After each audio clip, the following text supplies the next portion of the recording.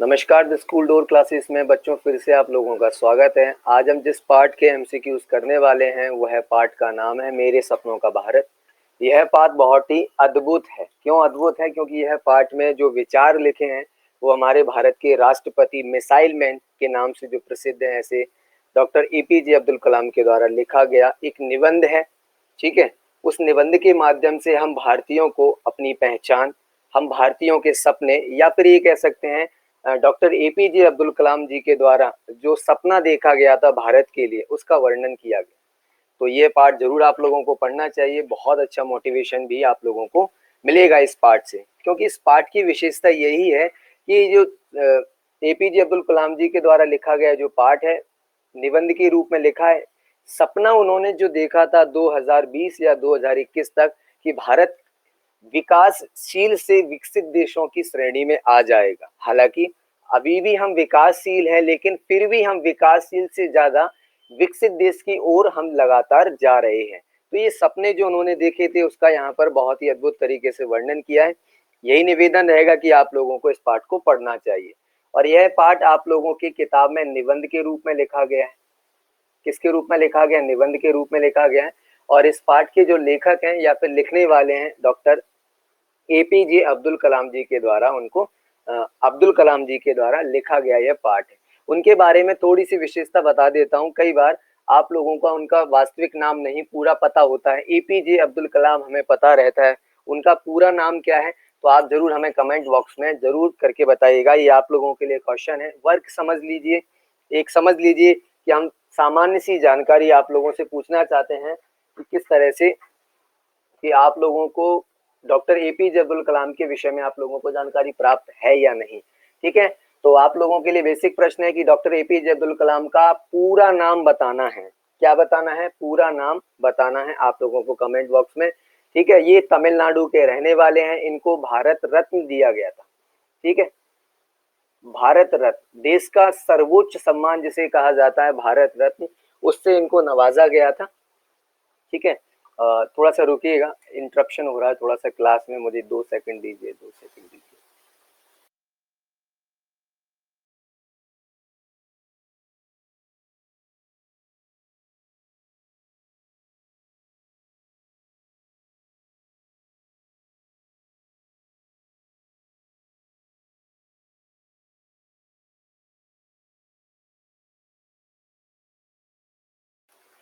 भाई ये जब लाइव क्लासेस चलती हैं तो छोटा सा घर है, तो आना जाना लोगों का रहता है, इसीलिए उनकी आवाज़ ना आए आप लोगों तक, इसलिए माइक को म्यूट किया गया था।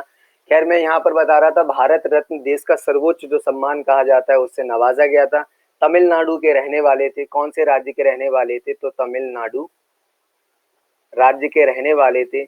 रामेश्वरम, रामेश्वरम वहाँ पर जो जगह है, जिला है, वहाँ के रहने वाले हैं। उस जिले में भी एक तहसील है धनुषकोटी, धनुषकोटी वहाँ के रहने वाले हैं। बहुत सारा आप लोगों को पढ़ने को मिलेगा। अगर आप वास्तविकता में डॉक्टर एपीजे अब्दुल कलाम के बारे में जानना चाहते हैं तो ये पार्ट जरूर पढ़ लीजिएगा।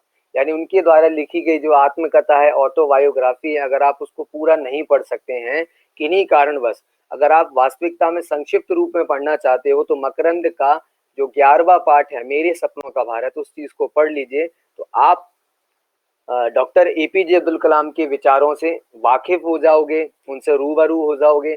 और साथ ही साथ संक्षिप्त रूप में डॉक्टर एपीजे अब्दुल कलाम का यहाँ पर परिचय दिया गया है, तो आप लोगों को पढ़ना चाहिए। ठीक है, अब इस पाठ के अंतर्गत क्या बताया गया वो देख लीजिए। यहाँ पर डॉक्टर एपीजे अब्दुल कलाम कहते हैं कि वर्तमान जो समय है वो 21वीं शताब्दी का समय है, और यह जो समय है, अभी जो वर्तमान का जो समय चल रहा है वो ज्ञान का युग है और बौद्धिक युग है, ये कहते हैं। और इस ही दोनों की चीज से, इन दोनों के कॉम्बिनेशन से ही आज हम अनेक उपलब्धियों को प्राप्त कर चुके हैं और कर भी रहे हैं, ये कहना चाहते हैं। और वर्तमान में जो पहले के समय में देख रहे हैं या फिर वर्तमान में भी, अभी भारत कौन सी श्रेणी में आता है? विकासशील देशों की श्रेणी में आता है। हमें विकासशील से जाकर के विकसित देशों की श्रेणी में आना है। और 21वीं सदी में उन्होंने ऐसा सपना देखा है कि 2021, 22 या 20 तक भारत विकासशील देशों की श्रेणी में आ जाएगा। ठीक है, इस तरह से उन्होंने सपना देखा है। ये सारी चीजों के बारे में उन्होंने बताया, पढ़ना चाहिए। आइए बिना किसी व्यवधान के सीधा पहला प्रश्न देखते हैं। और ये क्लास रिकॉर्डेड है, टीचमेंट ऐप के जरिए ये क्लास रिकॉर्डेड हो रही है, तो लाइव बच्चे जुड़े हुए हैं। आप लोगों को अगर आप जुड़ना चाहते हैं, निःशुल्क क्लासों का आनंद लेना चाहते हैं, तो वीडियो के डिस्क्रिप्शन में आपको लिंक दी गई है, वेबसाइट दी गई है, उससे जाकर के संपर्क कर सकते हैं। ठीक है, पहला प्रश्न देखते हैं, उसके बाद बच्चों को आंसर देना है। विश्व को शून्य की देन है, पूरे संसार को शून्य की देन किसने दी थी? इंग्लैंड, अमेरिका, जापान या भारत? आंसर बताएं। बिल्कुल, ये शून्य का आविष्कार भारत में ही हुआ था। और ये यहाँ पर बताते हैं डॉक्टर एपीजे अब्दुल कलाम। और अल्बर्ट आइंस्टाइन ने अपने शब्दों में ऐसे बताया है कि भारत का हमें शुक्रगुजार करना चाहिए, उनको धन्यवाद देना चाहिए। क्यों देना चाहिए? क्योंकि उन्होंने हमें क्या करना सिखाया है? गणना करना सिखाया है। गणना का मतलब यहाँ कहना चाहते हैं, गणना शब्द का मतलब है कैलकुलेशन करना सिखाया है। भारत ने जीरो जो हमें दिया है, शून्य जो हमें दिया है, उस शून्य से हमें दोहरी गणना प्रणाली, ठीक है, इसका आविष्कार। अभी तक तो हम इकाई तक सीमित थे, लेकिन जैसे ही हमें शून्य मिला उसके बाद हम दहाई, सैकड़ा, हजार, लाख, इस तक हम आगे आगे तक बढ़ते चले गए। आइंस्टाइन ने स्पेशली कहा है, हम इसका श्रेय भारतीयों को देते हैं जिन्होंने हमें गणना करना सिखाया है, जिसके बिना कोई भी महत्वपूर्ण वैज्ञानिक खोज नहीं की जा सकती। ये साफ साफ शब्द हैं अल्बर्ट आइंस्टाइन जी के। ठीक है, चलो अगला प्रश्न देखते हैं। अगला प्रश्न क्या है? रामानुजम प्रसिद्ध थे, रामानुजम प्रसिद्ध थे वैज्ञानिक के रूप में, गणितज्ञ के रूप में, दार्शनिक के रूप में, या शिक्षा शास्त्री के रूप में? किसके रूप में प्रसिद्ध थे? हाँ, ऑप्शन बी, गणितज्ञ के रूप में फेमस थे। रामानुजम, आप लोगों ने नाम भी सुना होगा कि गणित के मामले में, गणित के विषय के मामले में जो विद्वान कहे जाते हैं वह है रामानुज।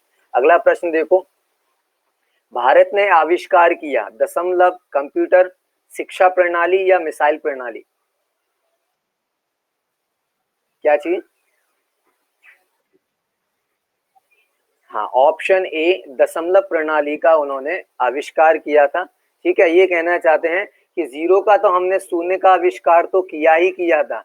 उसके बाद यहाँ पर बताया था कि हमने, भारतीयों ने, पाई के जो मान होता है, मान का मतलब जो पाई की जो वैल्यू होती है, उस वैल्यू को लगभग लगभग यहाँ पर बताया था। कितने अंकों तक हमने बताया था?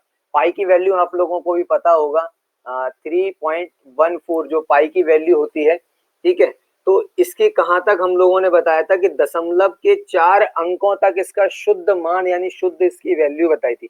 हालांकि पाई की वैल्यू लगभग अंकों के हिसाब से देखा जाए लगभग 20-30 अंक और भी जोड़ दिए जाए इतनी चलती है, लेकिन दशमलव के 4 अंकों तक शुद्ध मान भारत ने ही बताया था। इस तरह से यहाँ पर बताया गया। चलो अगला देखो, भारतीय सेना में ये मिसाइल शामिल की गई: सूर्य और आकाश, पृथ्वी और अग्नि, क्रूज और नाग, गौरी और हल्फ। हाँ, पृथ्वी और अग्नि मिसाइल, ये दो जो मिसाइल हैं इसको शामिल किया था, जिससे हमारी भारतीय जो सेना थी उसकी ताकत और बढ़ गई। ठीक है, अगला देखो, विश्व किस समाज में परिवर्तित हो रहा है? बौद्धिक, धार्मिक, वैज्ञानिक या आध्यात्मिक? ऑप्शन ए, बौद्धिक समाज के रूप में वो लगातार परिवर्तित हो रहा है। बौद्धिक रूप में ये कहना चाहते हैं कि उनकी जो विचारों की शक्ति है उसका दायरा बहुत बड़ा है, सोचने का दायरा बहुत बड़ा होता जा रहा है। ठीक है, इस सारी चीजों को कहते हैं बौद्धिक। ठीक है, चलो अगला देखो, भारत पिछली शताब्दी में एक राष्ट्र था, प्रबल, उन्नत, राजनीतिक या सामाजिक? हाँ, डॉक्टर एपीजे अब्दुल कलाम ने अपना जो एक उनके द्वारा लिखा गया जो निबंध है मेरे सपनों का भारत, वहां पर ऐसा बताया गया था, उन्होंने स्पष्ट रूप से बताया कि भारत पिछली शताब्दियों में, ठीक है, शताब्दी मतलब क्या होता है? 100 वर्षों का समय। 100 वर्षों का समय कहा जाता है शताब्दी, यानी कहना चाहते हैं आज से 100 वर्ष पहले भी जाकर के हम देखें तब भी भारत उन्नत देश था। यहाँ पर बच्चे बोलेंगे सर आज की डेट में जितनी सुविधाएं थी, ठीक है, उसके आज से 100 साल पीछे जाकर के देखेंगे तो क्या ये सुविधाएं पहले भी थी? तो यहाँ पर उन्नत देश कहने का मतलब ये कहना चाहते हैं जब 100 वर्ष पहले जाकर के पूरे संसार में लिखने पढ़ने की कोई पद्धति नहीं थी, तब हमारे देश में तक्षशिला, नालंदा जैसी बड़ी बड़ी यूनिवर्सिटियां थी, जहां पर बेबीलोन, ग्रीस, सीरिया, ठीक है, अरब से आ जाते थे, बहुत जगह जगह से जाकर के विद्यार्थी पढ़ते थे। यहाँ पर पढ़ाने के लिए कितने विद्यार्थी थे, आप संख्या सोचोगे तो आप लोग के अंदर थोड़ा सा एक्साइटमेंट भी आएगा और आप लोगों को आश्चर्य भी होगा। 10,000 से ज्यादा विद्यार्थी थे और इन 10,000 विद्यार्थियों को पढ़ाने के लिए शिक्षकों की कितनी बड़ी टीम थी, 1500 शिक्षकों की टीम थी। बिल्कुल 1500 शिक्षकों की टीम थी और बहुत सारे विषयों को पढ़ाते थे। ठीक है, जैसे आप देखेंगे दार्शनिक विषय हुआ, इंजीनियरिंग, चिकित्सा, ठीक है, ये सारे के सारे यहाँ पर क्षेत्रों में उन्होंने यहाँ पर अपना योगदान दिया है। यानी इतने सारे के सारे यहाँ पर विषय पढ़ाते थे। तो ये बहुत बड़ी बात है, इसीलिए कहा जाता है कि भारत की जो शिक्षा प्रणाली है आज भी कई देश उस चीज को फॉलो करते हैं। ठीक है, इसीलिए डॉक्टर एपीजे अब्दुल कलाम ने इस निबंध में स्पष्ट रूप से बताया है कि भारत पिछली शताब्दियों में उन्नत देश था, वर्तमान में है और आगे भी रहेगा। इसलिए इसका आंसर होगा बी। स्वतंत्रता के बाद भारत ने कौन सी योजना शुरू की, यानी भारत जब 15 अगस्त, पता होगा आप लोगों को, 15 अगस्त 1947, 15 अगस्त 1947 को जब भारत आजाद हुआ था, तब भारत ने एक अपनी योजना, एक स्कीम बनाई थी। ठीक है, वो पूछ रहे हैं कौन सी है, 1 वर्षीय, 2 वर्षीय, 5 वर्षीय या 7 वर्षीय। ऑप्शन सी, 5 वर्षीय योजना का निर्माण किया गया था, इस तरह से यहाँ पर बताया गया है। अगला देखो, 70 के दशक में पहले किस क्रांति के परिणाम देखने को मिले थे, यानी कहना चाहते हैं आज से लगभग 70 का दशक समझ लीजिए, 70 का दशक यानी कहना चाहते हैं 1970 की बात कर रहे हैं।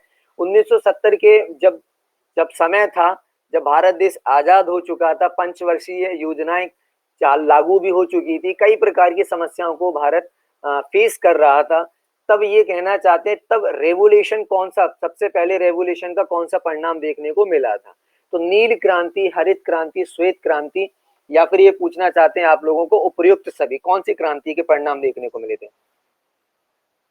ऑप्शन बी, हरित क्रांति के लिए देखा गया। देखो क्या होता था पहले, पहले जो भी रियासतें थी, पहले अखंड भारत नहीं था, ध्यान रखना, पहले अखंड भारत नहीं था, फिर बाद में जाकर के आप लोगों को पता है किस तरह से सरदार वल्लभ भाई पटेल जी के द्वारा, उनके नेतृत्व में भारत आज अखंड के रूप में है।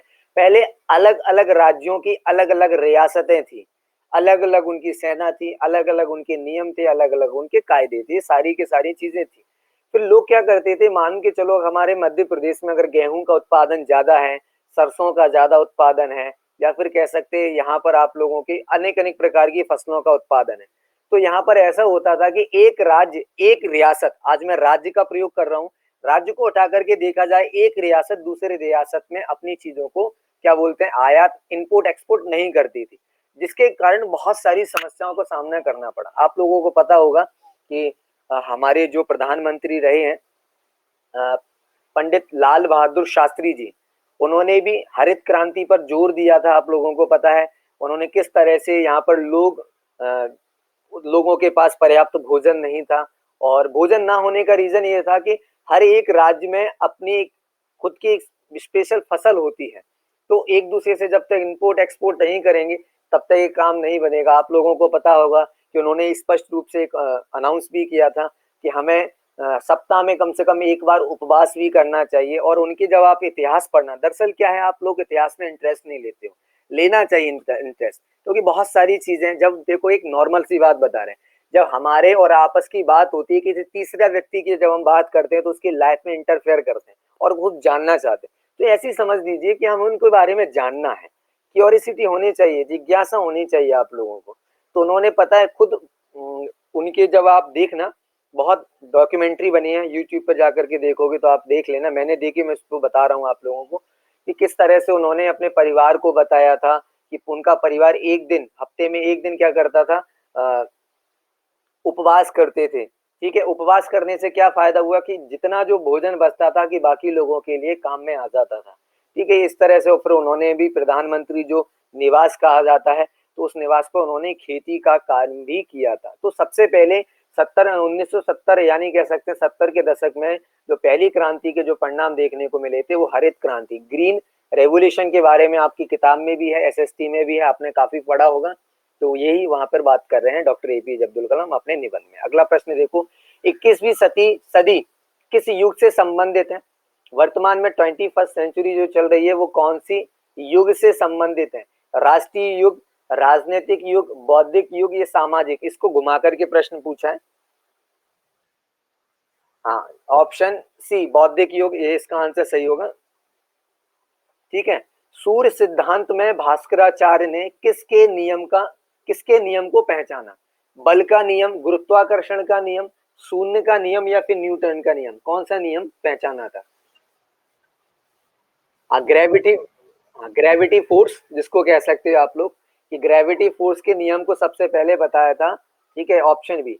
आप लोग अभी देखते होंगे ग्रेविटेशन को लेकर के काफी अलग अलग मत है। ग्रेविटेशन फोर्स के बारे में बताते हैं कि कोई दूसरे फॉरेनर ने बताया, कि किसी तीसरी चीज ने बताया, किसी दूसरे व्यक्ति ने बताया है। तो सबसे पहले यहाँ पर स्पष्ट रूप से उन्होंने बताया था, मैं पढ़ के बता रहा हूँ, पेज नंबर 50। इसी प्रकार 1500 वर्ष पहले, यानी 1500 ईयर्स एगो, ठीक है, सूर्य सिद्धांत में भास्कराचार्य ने सूर्य की परिक्रमा में पृथ्वी के द्वारा लिए गए समय की दशमलव स्थानों की गणना की। ठीक है, इसके बाद बहुत सारी चीजें ये भी बताया था कि सूर्य सिद्धांत में भास्कराचार्य ने गुरुत्वाकर्षण के नियम को पहचाना था। इस तरह से ये कहना चाहते हैं। तो सबसे पहला जो गुरुत्वाकर्षण का जो नियम है, ग्रेविटेशन फोर्स, आप लोगों को पता है, एक चुंबकीय की तरह हम चिपके हुए हैं जितने भी प्लैनेट्स हैं, और वो किसके वजह से, सन में जो ग्रेविटेशन फोर्स है उसके कारण ये सारी चीजें हैं। तो सबसे पहले सिद्धांत जो दिया था, सूर्य का सिद्धांत दिया था भास्कराचार्य जी ने, और भास्कराचार्य जी ने गुरुत्वाकर्षण के नियम को उसमें सबसे पहले ही पहचाना था। अगला प्रश्न देखो क्या लिखा है। भास्कराचार्य ने किस सिद्धांत की स्थापना की? सूर्य का सिद्धांत, बल का सिद्धांत, ओम का सिद्धांत, या उपयुक्त में से कोई नहीं? जल्दी से बताएं। हाँ, ऑप्शन ए सूर्य का सिद्धांत। ठीक है, चलिए अगला देखो।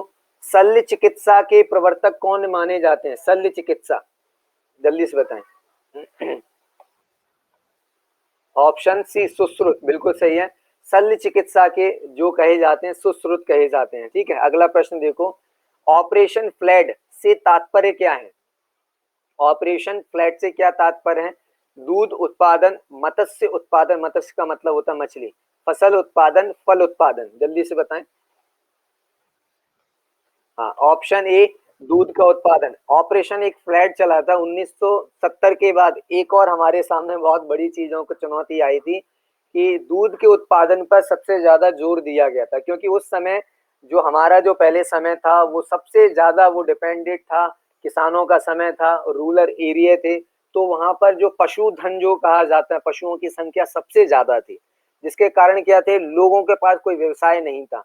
तो दूध उत्पादन को सबसे ज्यादा बढ़ावा दिया गया था, जिससे लोगों के नए नए उद्योग, नए नए उत्पादन केंद्र बने, और ये सारी चीजों को फिर चलाया गया था। क्योंकि देखो, जो भी इनकम होती है उसको ग्लोबलाइज करना बहुत जरूरी होता है। आप लोग तो कॉमर्स के स्टूडेंट्स हैं, जितने भी बच्चे जुड़े हैं, कॉमर्स के बच्चे जुड़े हैं, तो इनकम को ग्लोबलाइज करना बहुत जरूरी है। अगर इनकम ग्लोबलाइज नहीं होगी ना, तो आगे चल करके ये इनकम आपके ज्यादा दिन तक नहीं टिक पाती। तो ये सारी चीजों को किया गया था।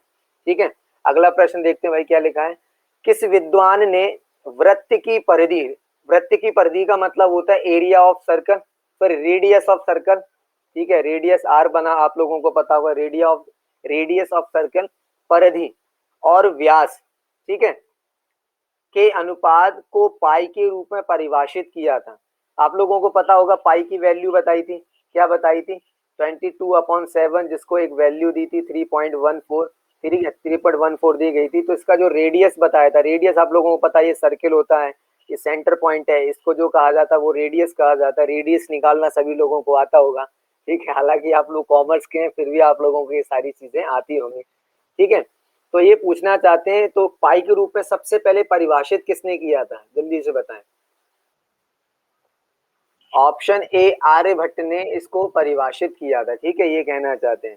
आप लोग ज्योमेट्री पढ़े होगे, ज्योमेट्री भी पढ़े होगे, रेखा गणित भी पढ़े होगे, आप लोग रेखा गणित जानते होगे सभी लोग, और ज्यामिति भी पढ़े होगे, ज्योमेट्री जिसको कहा जाता है, ट्रिग्नोमेट्री कहा जाता है। ये सारी की सारी चीजें हमारे आर्यभट्ट जी के द्वारा प्रतिपादित की गई हैं। अगला देखो, औषधि विज्ञान के रूप में किसने समेकित किया था? जल्दी से बताएं, औषधि विज्ञान के रूप में किसने समेकित किया था?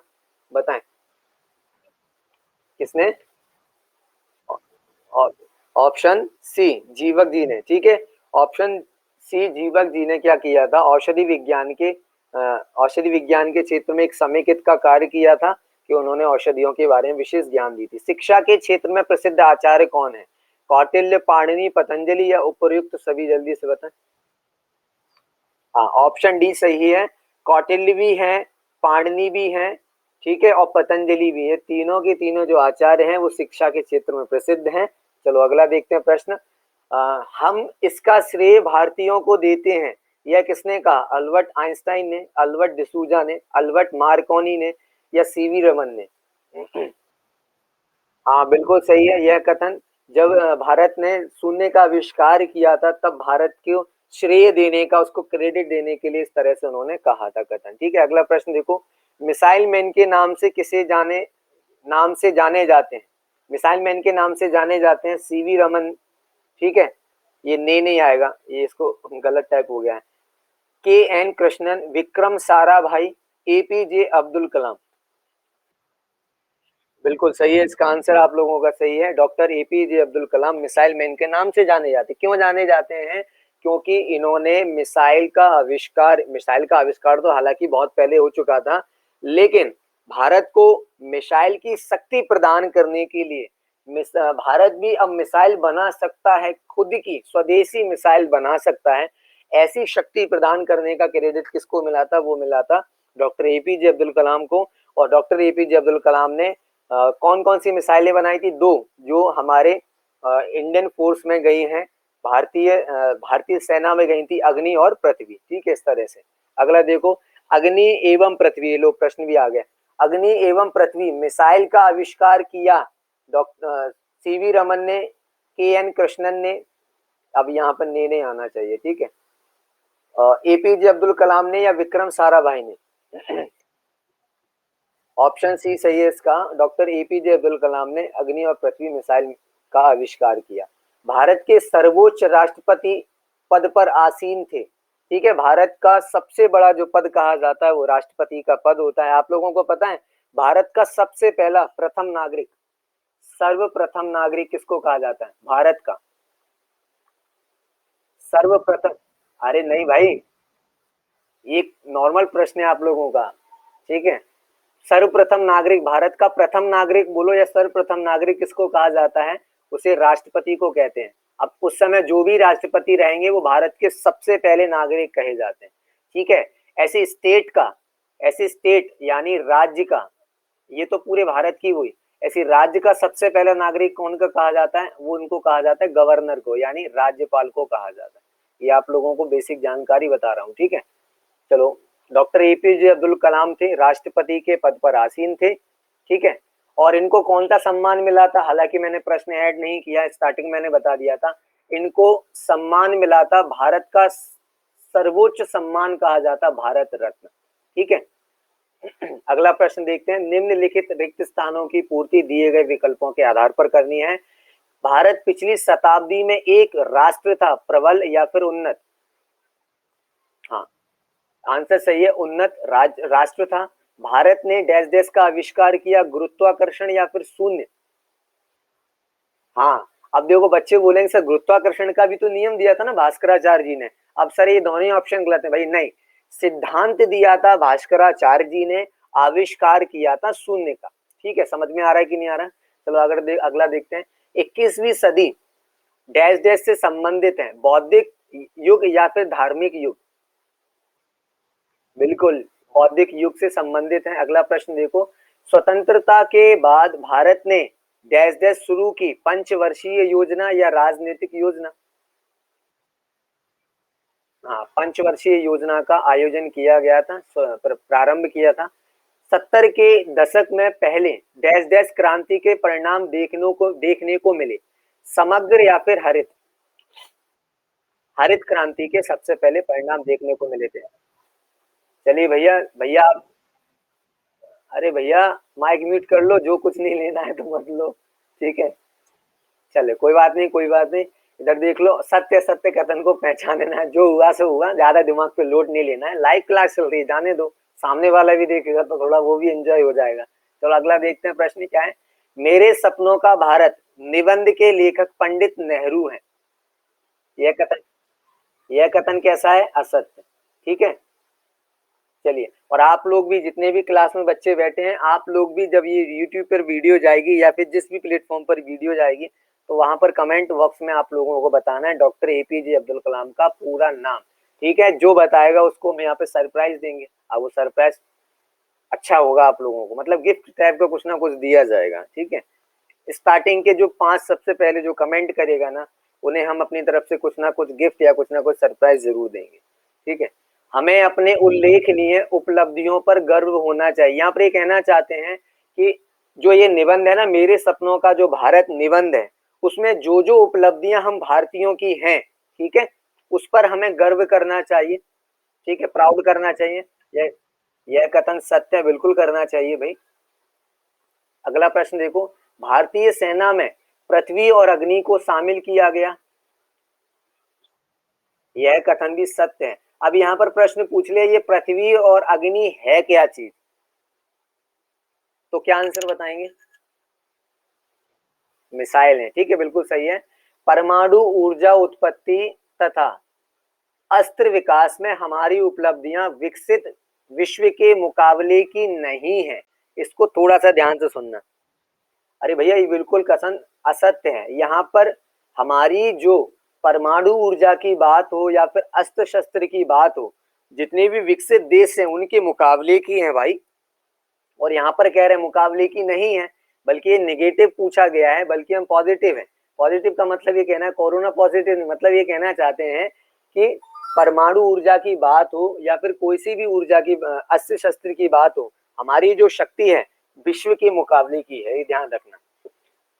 विश्व एक बौद्धिक समाज में परिवर्तित हो रहा है, विश्व यानी पूरा संसार, यह कथन सत्य है। ठीक है, इस तरह से हमने सत्य सत्य एमसीक्यूज और रिक्त स्थानों को भी कंप्लीट कर लिया है। ठीक है, तो आप लोगों को क्लास कैसी लगी कमेंट बॉक्स में जरूर करके बताइएगा। अगर अच्छी क्लास लगी है तो लाइक करिएगा और साथ ही साथ कमेंट में जरूर बताइएगा कि आपको यह क्लास अच्छी क्यों लगी। अगर आपको लगता है क्लास अच्छी नहीं है, मज़ा नहीं आया है और थोड़ा सा टाइम हमारा वेस्ट हो गया, तो जरूर डिसलाइक करिएगा। ठीक है, बिल्कुल डिसलाइक करिएगा और कमेंट बॉक्स में जरूर बताइएगा क्या बताना है कि हमें ये चीज़ में ये चीज़ें हमें नहीं जमी, आगे चल करके उस चीज़ में हम सुधार करेंगे। ठीक है, बाकी हमारे सोशल मीडिया प्लेटफॉर्म की लिंक वीडियो के डिस्क्रिप्शन में है। आज की क्लास में बच्चों इतना ही, फिर मिलेंगे अगली वीडियो क्लास में। तब तक बच्चों स्वस्थ रहो, मस्त रहो, भगवान बनो, यही प्रार्थना है।